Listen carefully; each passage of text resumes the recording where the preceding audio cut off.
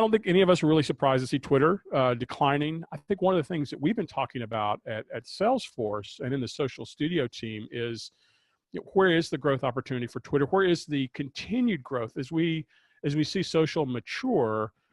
Are the ways that people are using social changing? And I think in many instances it's yes. And of course, this is a topic near and dear to your heart. You've written several books about it. And that is, we're seeing kind of a pivot from using it for more kind of interactions and communications with your friends, your family, to more of a customer service, social customer care being a tremendous play. Commerce, I know, is something that we're going to talk about a little bit more here in a little bit.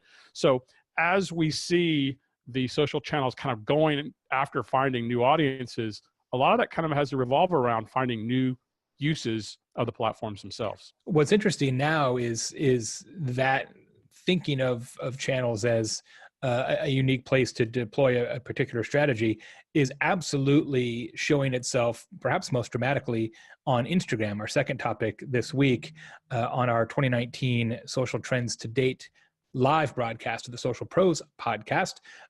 Griffin Thal from Pura Vida Bracelets is one of our guests on the show recently. And man, holy cow. Wow. Company. Like, here's a guy, him and his buddy, like, hey, let's go sell like bracelets from South America. And like all of a sudden spins it up into like this multi-million-dollar, incredibly successful business, driven almost entirely by Instagram. And Instagram's ability to now become a commerce powerhouse. And what I find interesting about this, Adam, is that you and I are old enough to remember Facebook has tried at least 3 times to really, remember the whole F-commerce idea, like at least 3 times to really become kind of an e-commerce player in a major significant way, and really has never done it massively successfully. Now Instagram comes along and somewhat surprisingly has become a real driver of revenue. And I think one of the things that's disrupting the balance of power in retail is a lot of companies now move to this direct-to-consumer model. We laugh about this on the show almost every week, where the number of things that I have bought from an Instagram ad that I didn't know existed and certainly don't need continues to spiral up. Like I have a corner of my home which is like crap I bought on Instagram.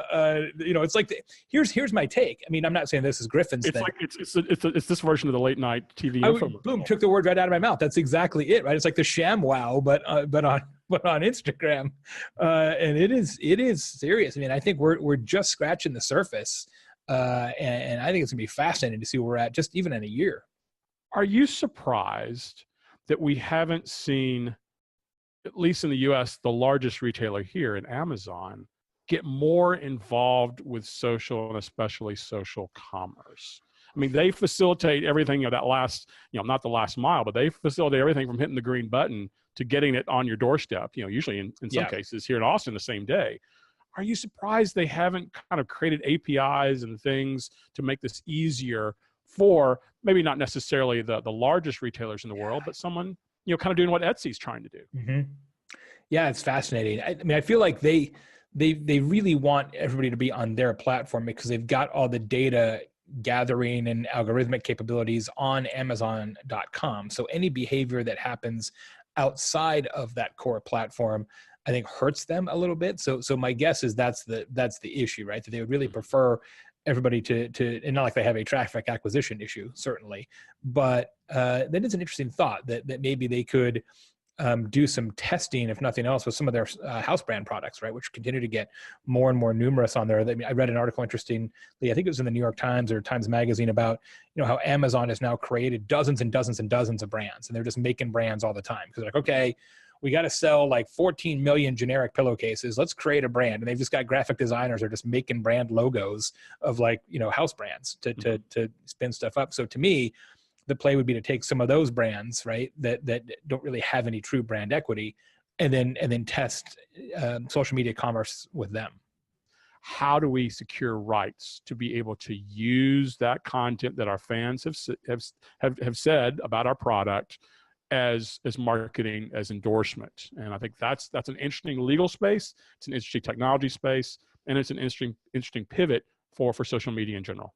Yeah, it really is. And I think we're going to continue to see more and more use of kind of both sides. I think of it as 2 sides of the same coin, right? So UGC, sort of the unpaid volunteer influencers, if you will, and then influencer marketing, we're actually going out and trying to specifically select people who have reach or some ability to drive behavior and incentivize them in some way, whether it's access or cash or some other circumstances.